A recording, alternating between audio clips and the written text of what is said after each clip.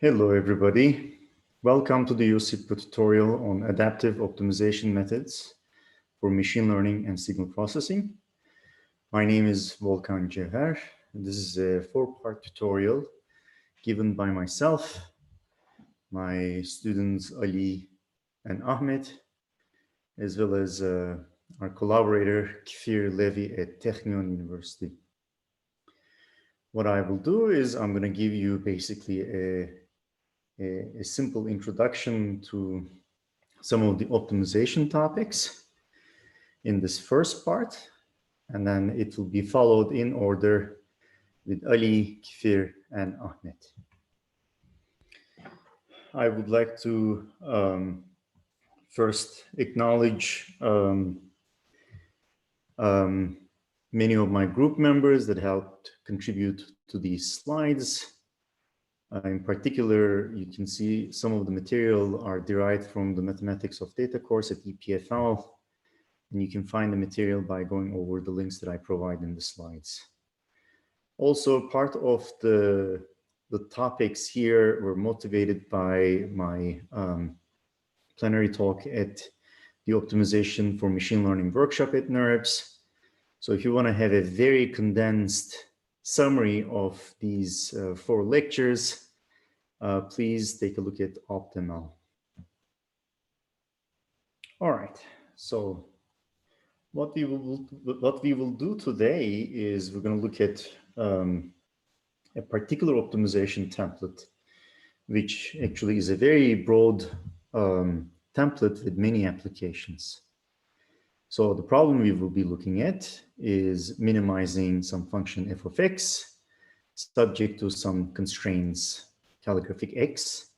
We're going to denote the optimal value as f star, and we're going to denote an optimal decision variable as x star. And in this particular optimization template, there is growing interest in first order methods due to their scalability as well as generalization performance. And by scalability, I mean that the computation per iteration computation is not too expensive, can be handled by even laptops, or they can scale up nicely in terms of some of the GPU resources. And the algorithms that we will talk about will somehow do well in unseen problems when we use the result that we get out of them. So we will be looking at this template, but we will be looking at it with some structures in mind. In particular, that we're going to assume this set, calligraphic x, is convex. So we will not be looking at one formula to rule all machine learning and signal processing problems, but maybe some of them. And when I say a set is convex, I mean that if you, for example, have,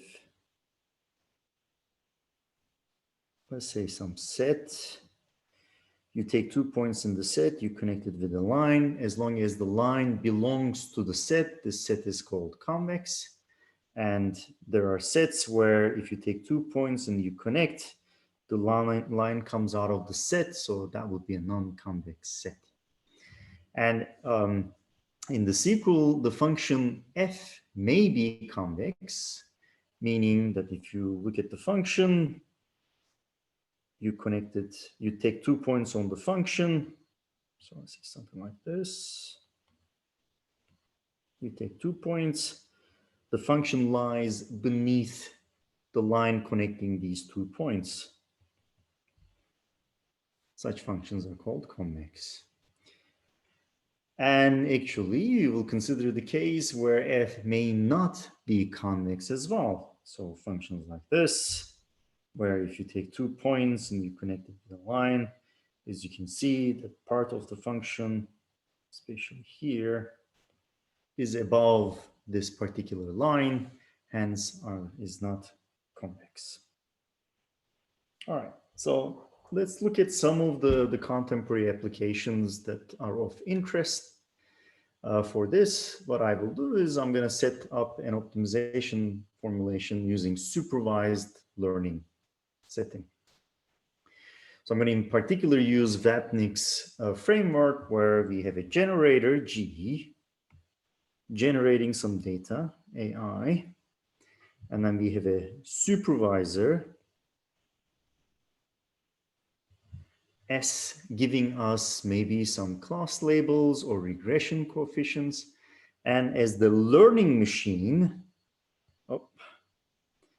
we're supposed to predict or guess BIs with some functional mapping that we will parameterize. So H here is a function. It takes in the input AI.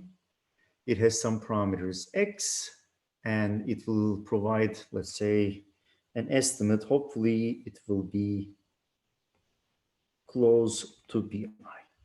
All right. So in this setting, one of the most popular parametric functions is a neural network. Lately, it's basically risen to stardom. It's on news, it's everywhere. And neural networks, we know that they're universal approximants, and you can set up neural networks with various inductive biases to do really well in many applications.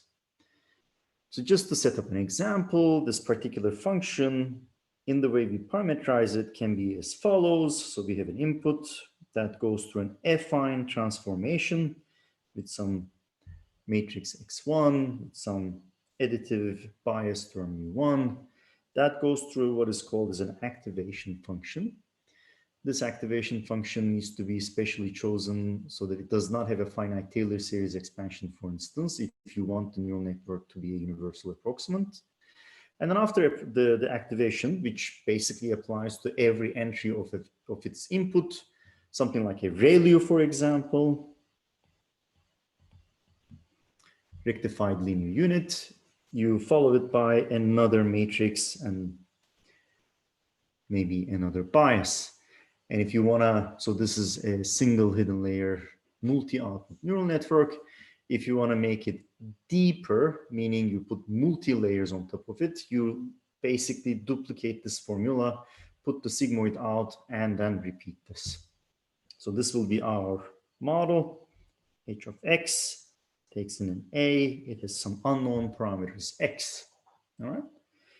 Now, given that, let's say we're making a prediction, what we would like to do is, given some training samples, so here the training samples will be AI, BI pairs, so I may be from 1 to N is the number of data points, we might be interested in the empirical risk minimization of a particular loss function. Right? So here, the loss function we will denote as L, and I'll tell you a little bit more about what the loss functions are.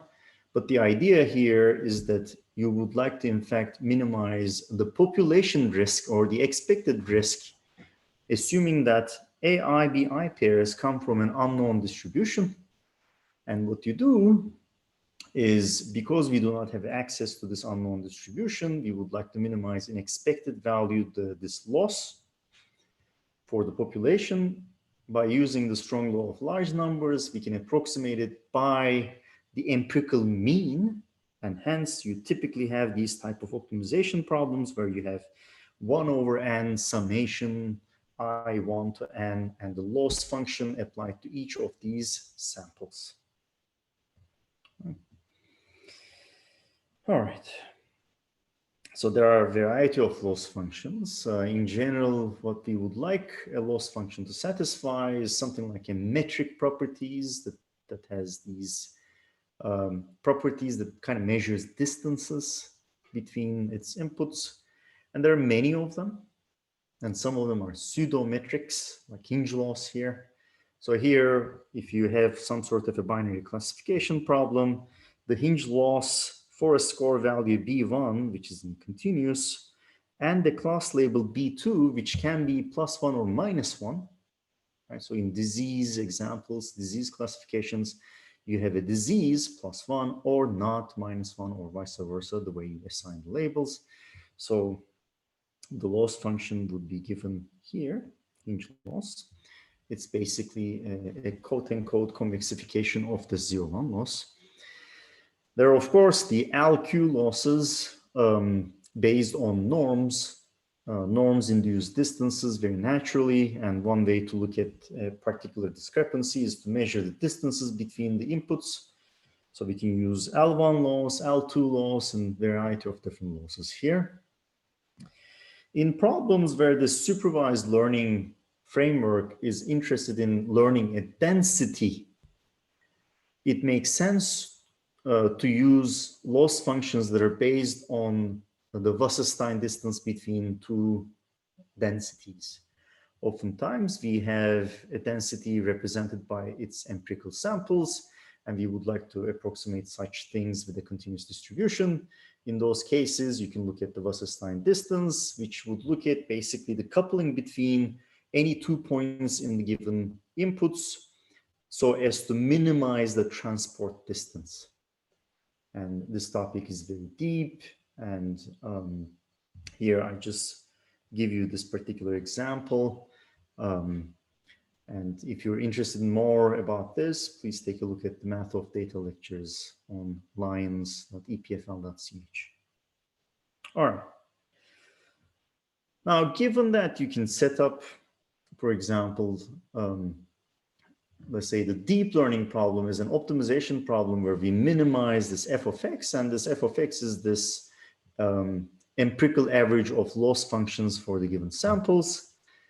What can we do computationally? So the role of computation here is that, you know, you start with some sort of a guess for the parameters. Maybe we had parameters before, we can start with those. Somehow refine these parameters based on the type of information we can gather from the optimization objective. And then what we do is we repeat this procedure until, you know, we have some good enough solution. All right, so let's think about these basic principles. So let's assume that we have a starting point. And what we want to do is maybe generate a sequence of points that satisfy the constraint in such a way that you're decreasing the objective value. Sorry about this. And, you know, you cannot go on refining it forever. And ideally, we would like to get an approximate solution or exact to begin with.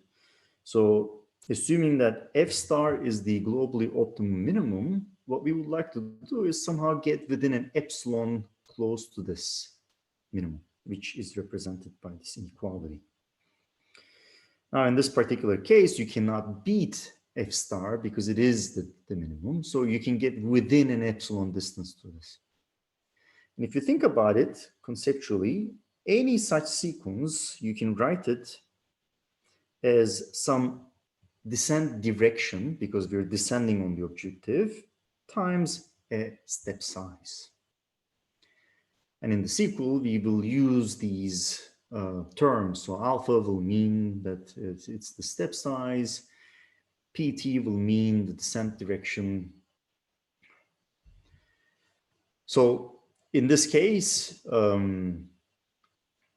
you can obtain this PT and alpha t based on the information you can gather from the optimization objective. And the information you get, we call in optimization an oracle.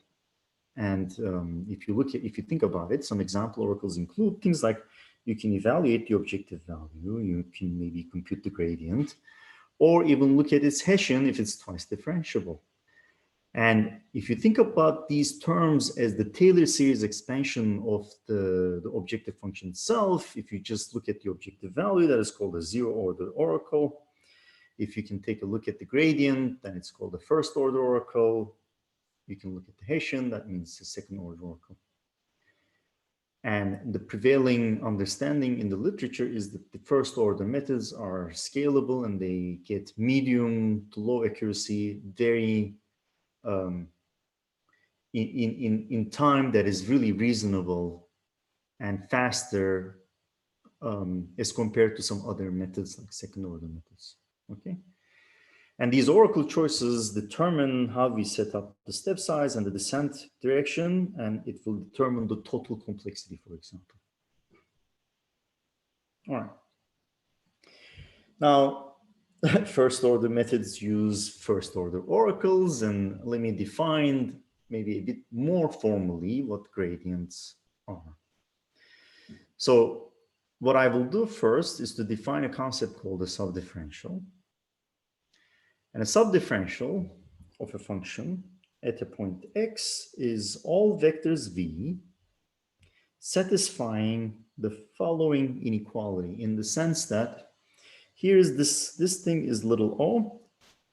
So this thing goes down as the point y approaches the point x. So you can neglect this. And what this is doing is that given a point x, it is looking at the function in such a, sorry, given a point y, it's looking at hyperplanes or lines under the function itself that are lower bounds to it. And these hyperplanes are defined by their normal direction, and this normal direction is this particular vector v. And the set of vectors define what is called as the subdifferential. An element from the subdifferential you would call as a subgradient. And if the subdifferential set has a unique element, then it is called the gradient. All right. So if you think about it in this particular, so the way I define it here is that these supporting hyperplanes are local. And so if you have non-smooth functions, you can fit more than one supporting hyperplane, and there will be more than one normal, and you can pick more than one vector that satisfies inequality. Hence, you have non-trivial subdifferential, and many subgradients from the subdifferential are feasible. But if the function is smooth, then typically there's only one supporting hyperplane that is tangent to the function at the given point, and that you will only have the gradient. Okay. All right. So let's recall how we were characterizing these iterates. Now, given this particular setting, let's assume that we have this simplified setting that we're looking at a non-constrained problem, and then we have a differentiable function. Let's apply the Taylor's theorem. All right, so we can write trivially that fxt plus 1 is equal to f of xt plus the first order expansion. So the difference between these two is equal to alpha t pt. We put pt here, alpha t is in the exterior, and then the higher order terms.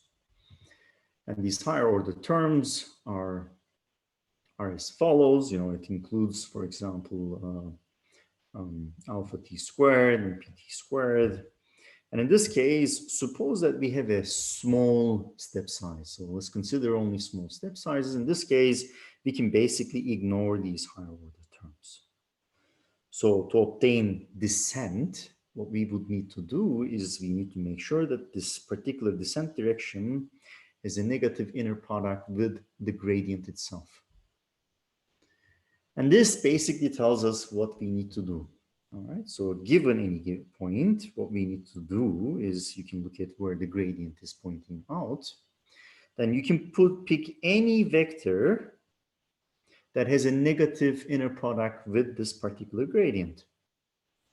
And of course, if there is not a single gradient and there is a subdifferential and there's many of them, then still the same principle applies. And locally speaking, the best descent we would have is the negative gradient, meaning that if we pick pt as the negative of the gradient at xt, then this particular inner product in the negative side is maximized because your direction aligns perfectly with the negative gradient, and you would get the maximum inner product without any loss. Right?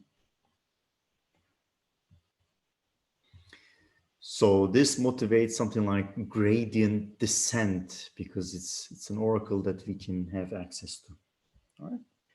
So at this point, I want to just have a brief detour and talk about how we compute gradients. I mean, I've given this math of data course many, many times, and I found that the students find it very useful when I talk about this. So I thought that it would not hurt to refresh your memory in how to compute some of these maybe complicated looking gradients. Of course, I should note that lately, given all these auto differentiation packages, some of these things are handled directly inside codes that you don't have to worry about it. But I think that it is still interesting to think about it when you have to maybe write your customized code, and you may need to think about in terms of the linear algebra primitives. So for this purpose, I'm going to talk about a vector valued function. So this is not our objective that we are optimizing, but some f that is vector valued. And in this case, the Jacobian of this vector with respect to its input is defined as a matrix whose ijth entry looks at the ith output that is differentiated with respect to its jth input. All right, so this is called the Jacobian. Now, if f is a functional, meaning it has a single output, Jacobian is basically the transpose of the gradient that we normally think about. All right. Now, in terms of taking derivatives, it is really useful to think in terms of Jacobians because it makes differentiation very mechanical and simple, because this particular key rule called the chain rule is especially elementary when you view it in terms of Jacobians. All right. So for this, we're going to take on a decompositional approach and assume that, let's say, we have a function that is a composition of two functions. Right? So here, this particular circle sign means that you take f, you put it inside g. Right? In this case, if you wanted to take the derivative of this compositional term, all you have to do is look at the Jacobian of this composition, which is a product of two matrices. One is the Jacobian of g evaluated at f of x, and then multiplied with the Jacobian of f at x. And remember, if this was a functional, then the gradient is just the transpose of the Jacobian. And this is what we will use. So here's an example. So let's assume that the function we have is given by a vector inner product by a nonlinearity sigma that is applied to an affine transformation. All right. So what I would like to show you is that if you wanted to take the gradient of f of this particular function, it is basically the Jacobian transpose, and that is given by W1 transpose, the derivative of this particular nonlinearity sigma that is applied to each coordinate, right?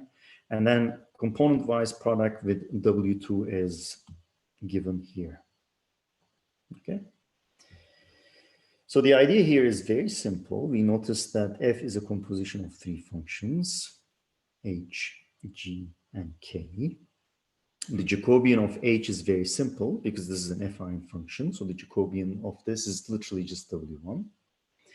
If you think about it, this g is applying the sigmoid to each coordinate of its input.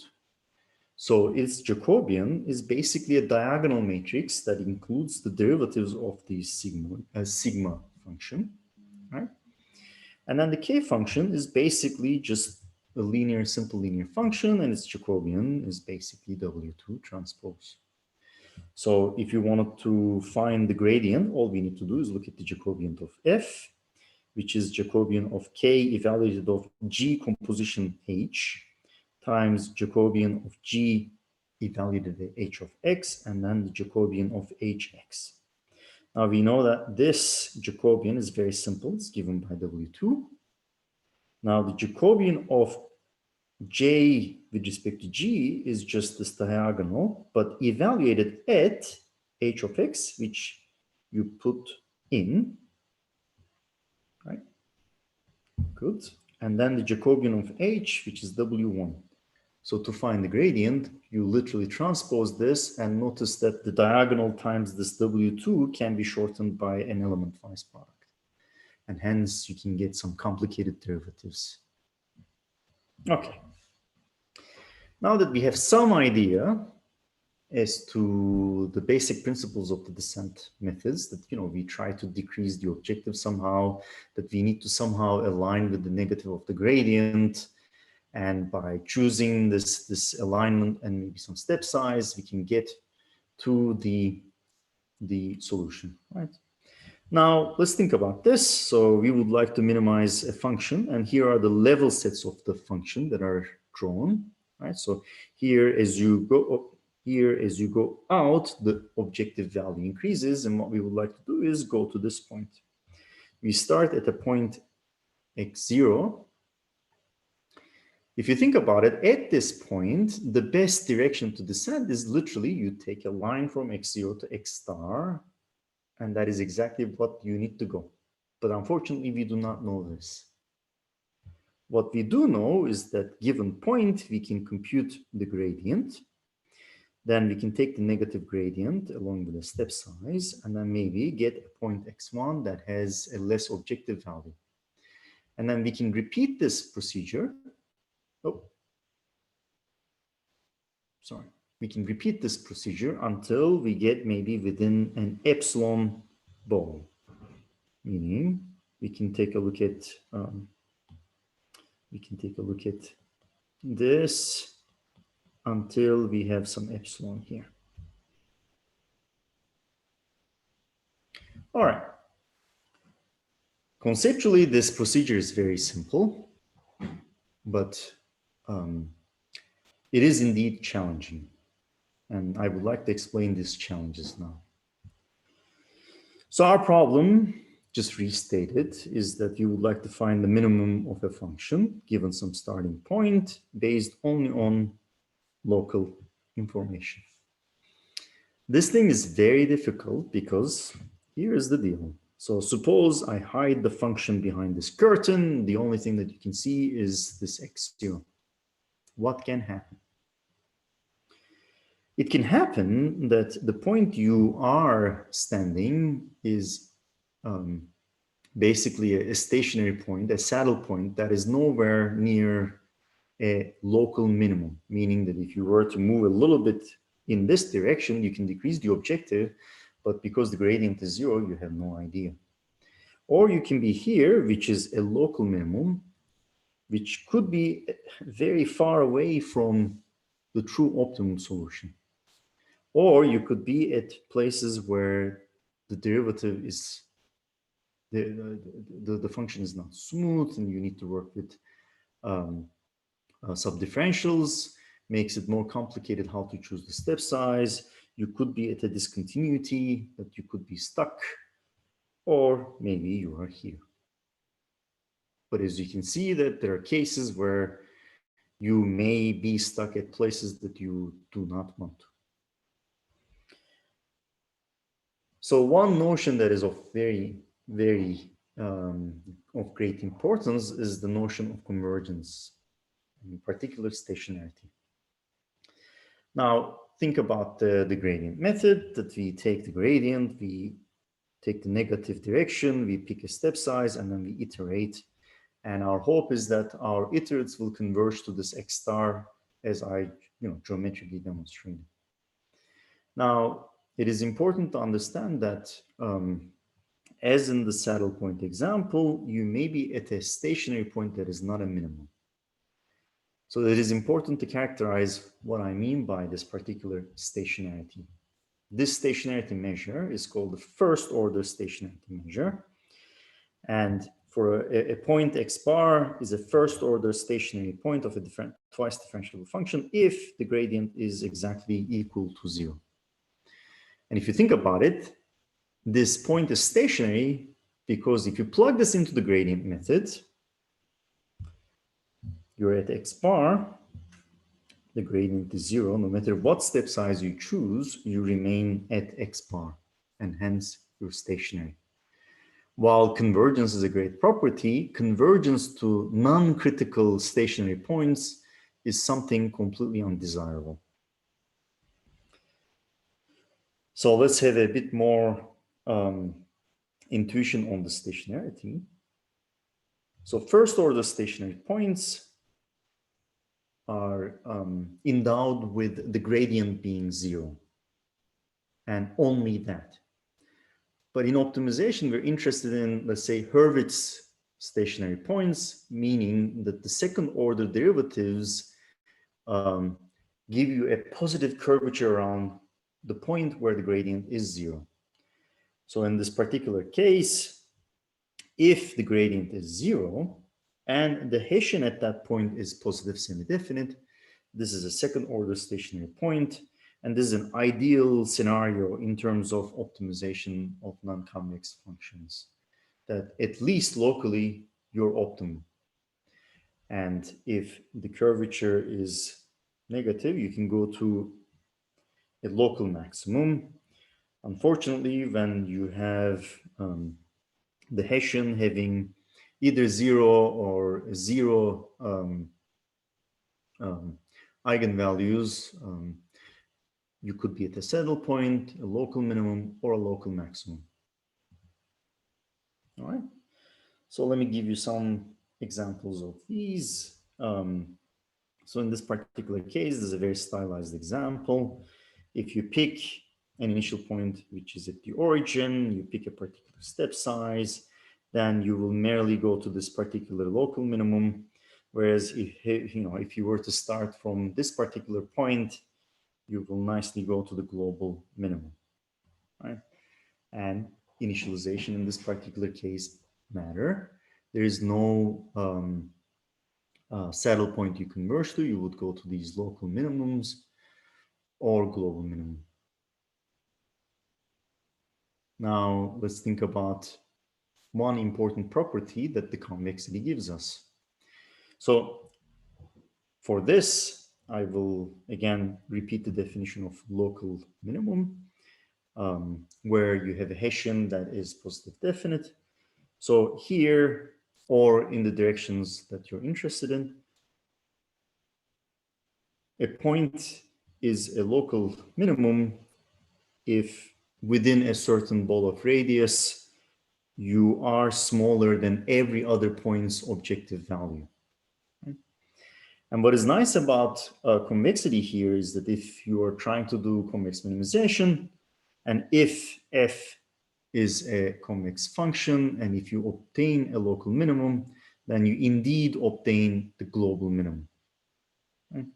And one way to see this is that, suppose x star is a local minimum but not global, then this means that there exists a point x that can attain a smaller objective value. Then what you can do is basically take a simple combination, simplicial combination of x star that is quote unquote locally optimum, and x which has a smaller objective value. But then this implies that this particular combination has something smaller objective than x star. And this must hold for any alpha. This means locally, you can improve the objective over x star. Hence, x star cannot be a local minimum. By contradiction, for convex optimization, any local minimum is indeed global minimum. But note that convexity does not give you tractability. It only gives you this property. That is, local minimum is global, but not all convex problems are tractable. So let's keep this in mind. Now let's understand the effect of the step size, which is really critical. And in fact, many of the research goes towards finding a good step size for a gradient descent method. Now, if you think about it, like you can, let's say, you start with a point, you can evaluate the gradients. And if you were to pick a small step size, then you can make progress towards the optimum solution, but very slowly. This means that the amount of gradients that you compute may be more than what you could have gone away with. Right? Alternatively, if you're very greedy and you put a large step size, then starting with this point, you can overshoot, and you can actually diverge. By you, I mean the sequence of the iterates that the algorithm generates. And this business is really critical. Now, what I would like to do is give you an intuition as to how smoothness of the function helps. For this purpose, let's think about a function that is L smooth. By L smooth, I mean that the function, when you look at the gradient and you evaluate it at different points, the gradients do not change much. And if you have a constrained space, then you can put a restriction here. So this is called L smoothness or L Lipschitz continuous gradient. Now, L Lipschitzness or L smoothness does not imply the function is convex. It only implies that the function basically has at any given point, a quadratic upper and a quadratic lower bound, in fact. So one has to be careful. So what I'll do is I'm going to tell you how this particular property helps. So let's think about convexity. So let's say F is convex. In this case, F is always above its tangent hyperplanes, that we can basically write that f of x is greater than or equal to these hyperplanes at any given point. If the function is also L smooth, this implies that the function has a nice quadratic majorizer at any given point. And this quadratic majorizer has this constant up front. For the derivation, I suggest you go and take a look at the math of data slides on my webpage. So in this particular case, what you can do is at a given point xk, you can put this quadratic upper bound that is only equal to the function itself at xk, but is always about. Now, as opposed to minimizing the function itself, what we can do is try to minimize this quadratic upper bound. And what we can do is we can take this and minimize this bound. Given that this is always about the function, and we know that at xk, this quadratic upper bound is equal to the function. So if we make an improvement on this particular quadratic upper bound, we always make improvement on the function itself. In fact, more than what the improvement we would make on the quadratic upper bound itself. So meaning,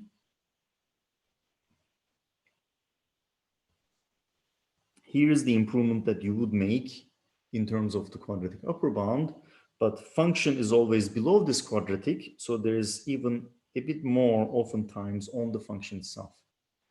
And it turns out that minimization of this quadratic upper bound is very easy. You can just simply rewrite it as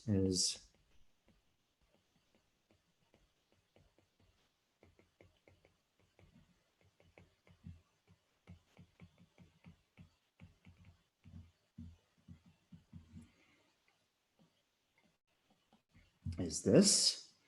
This is a constant, that does not matter. This is what we need to minimize, right? So scaling doesn't matter if you're looking at the argument of the minimum. And the minimizer here is xk minus 1 over L gradient of f of xk. It turns out that the step size of 1 over L is really critical, that it's in fact the optimal step size for the gradient methods in the worst case. And there's a whole deep discussion around this in Nestor's introductory optimization book. But you can take this smoothness constant and then you can basically optimize using 1 over L as the step size. In this case, if you pick something smaller, the idea is the same. You still make an improvement on the quadratic upper bound. You can pick an L bar, which is greater than L. You take smaller steps, you make slower progress, but nonetheless, you make progress. All right.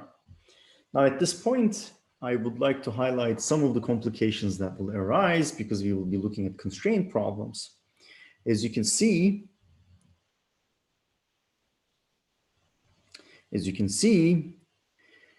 given a function, maybe the minimum of the function is here, whereas if you are constrained, the minimum of the function can be elsewhere. So the stationarity in the sense that we're looking at the gradient being 0, do not necessarily apply in this particular case. So what we will do instead is to look at what is called as the gradient mapping norm. And the gradient mapping norm is a quantity that looks at the gradient update followed by a projection onto the set. So the projection here would be literally this particular point that has the minimum Euclidean distance to the updated point. And you look at basically this particular distance scaled by the step size, because I mean, if you take a bigger step size, you should look at the relative distances with respect to that particular step size. And what is interesting is that if there is no constraint, this gradient mapping will give you back the gradient itself, and hence it applies to unconstrained problems as well. So for differentiable functions, we can take a look at the gradient mapping norm. Px will denote the projection operator, and oftentimes we can compute this. However, many issues arise when the function itself is non-smooth. In this case, what you need to do is you need to see if 0 is included in the subdifferential set. And there are ways of characterizing this. An elegant way of considering constraints. So if you're minimizing f of x subject to x is in the set. Okay, I'm not sure. In the set, you can equivalently write that as f of x plus an indicator function of the set. So you can consider this as one function. And if you want to look at the subdifferential of this one function, the subdifferential distributes over f and the indicator function. So the indicator function is something like 0 when x is in the set, infinity when x is not element of the set. All right. So what you need to do is see if 0 is included in the subdifferential. For non-convex problems, you need to also look at this generalized subdifferentials that are local. And that will be the stationarity notion. But unfortunately, this is actually hard to compute in general, and even approximately, it is very hard. So we can only do this for approximately maybe for a restricted class of non-convex functions like weakly convex functions. All right. Now, to wrap things up, what I would like to say is that the one formula that we have, minimize f of x subject to these constraints, is very flexible. So for this purpose, I'm going to put this canonical mini-max problem of phi x, y. So argmin and argmax goes to x star and y star. If you think about it, this is still covered in our formulation because this particular max problem defines an implicit function f of x. All right? So here you can consider this just minimization of f of x. Sometimes it is useful to think of this y problem separately, but as you will see in the fourth lecture, that minimax problems are in general much more difficult than minimization problems because there are not only sets of critical points, but there are spurious attractors that are nowhere near optimal. So for this, you need to wait for Ahmet's lecture. All right. So for the minimax problem, let's just give you an example of adversarial training.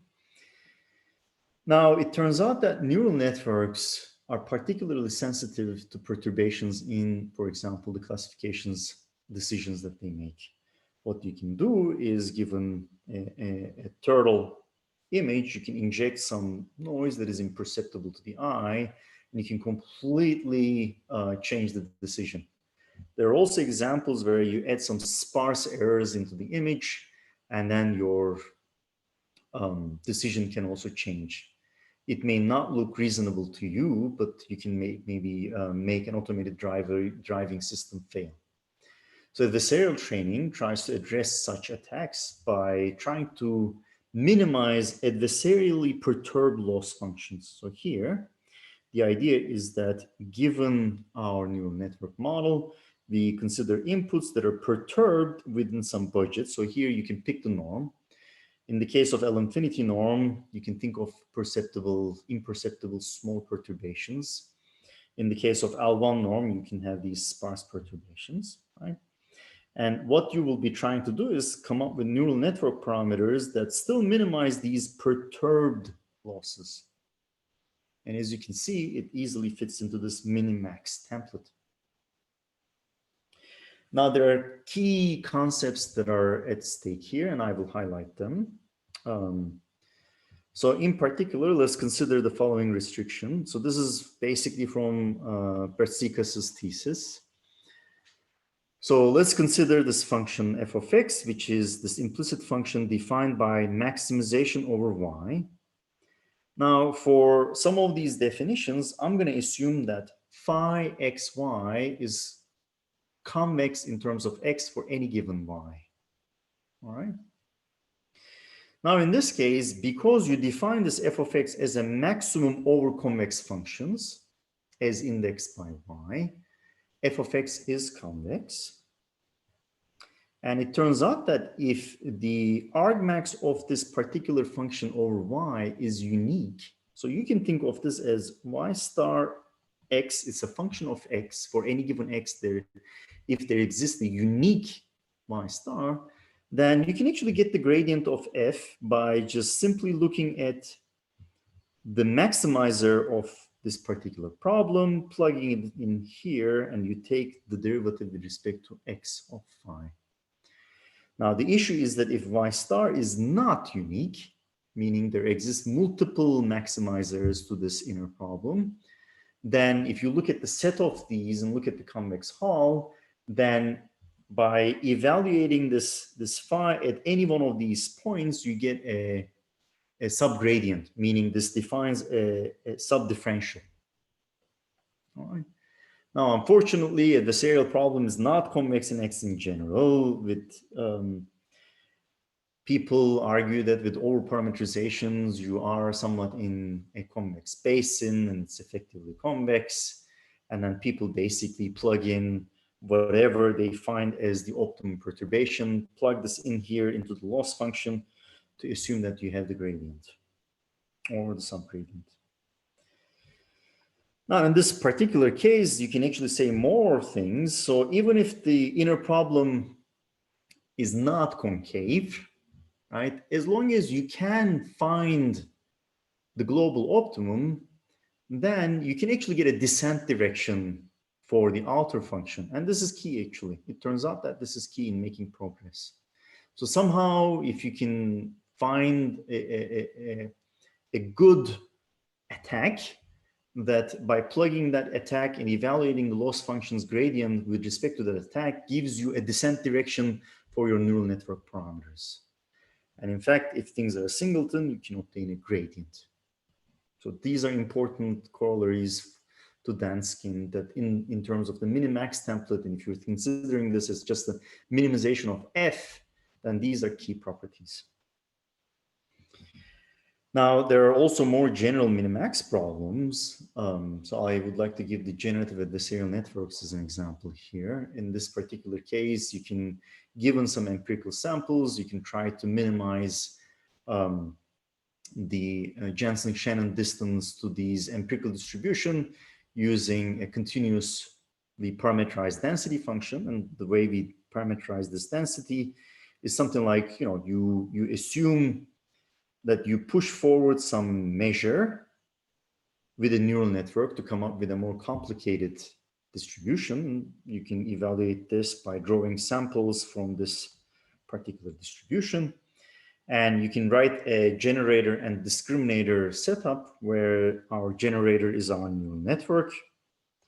And you can put a discriminator neural network that tries to characterize the samples coming from this distribution as close to true samples or not, right? And here people use all kinds of inductive biases in terms of the generator network architecture so that you can actually come up with really realistic looking images. In this particular case, the optimization problem is min-max in some general expectation form that is very difficult to handle. All right. Now, just to wrap up, so here are the worst case iteration complexities of the classical projected methods. These are well known, so I'm just summarizing them. Now, in the case of convex, you have methods such as gradient descent, stochastic gradient descent, accelerated gradient descent, which some of which we will be discussing. In the convexity case, we have lower bounds. We can prove that some algorithms attain upper bounds that match these lower bounds within constants. And in terms of the rates here, that the only rate that is not optimal is this particular rate of gradient descent applied to convex with a full gradient oracle for smooth functions. We should be able to get 1 over t squared, whereas the gradient method would get 1 over t. In the case of non-convexity, you can look at the gradient mapping with constraints. So you can get the optimal rates here. But in the case of non-convex and non-smooth, there are a variety of challenges that are still of interest. And unfortunately, many of the neural network problems that involve things like ReLU network, ReLU activation functions, etc., fall into the setting. And this is a very active research area. So the thing that I would like to highlight is that there are many, many other structures that help. And in this particular thing, we're going to delay this basic strong convexity structure to the end of the tutorial. And what I would like to say is that, rates are also not everything, that we should think about the overall total complexity. And, things like constants, whether or not we use a smaller step size than necessary, really start to matter. Because if you're looking at very large scale problems, it could be the difference between running a simulation for 1 week versus 2 weeks. And, even in cases where you do have access to these smoothness constants, the value of this Lipschitz constant, the problems are very challenging, because just consider this gradient descent method that uses this 1 over L as a step size. This L is chosen so that it's the global upper bound, quadratic upper bound. And if you have a function like this, it has to fit as an upper bound at everywhere. So if the function is steep at certain locations, then somehow flattens out, this step size will obviously not work that well. It will make you go very slowly towards the minimum. All right. So the name of the game here is that we somehow need to adapt almost to a different function, because a function may have very different global structures and it may have very different local structures. And, given many neural network problems, for example, we cannot compute Lipschitz constants, and we need to do optimization on the fly with stochastic methods and so on and so forth. And somehow adaptation to a different function that we see can reduce the overall complexity, computational complexity. And this is what the rest of the lectures will do. We will describe adaptive methods that adapt to unknown smoothness without knowing these global constants that give us, for example, optimal rates and so on and so forth. So next, Ali will talk about some adaptive methods. Kfir will tell you algorithms that are universal and their parallelization capabilities. And then Ahmet will talk about more on the minimax template, adaptation to strong convexity, and some of the spatial structures. Thank you very much. With that, I will end my part of the tutorial.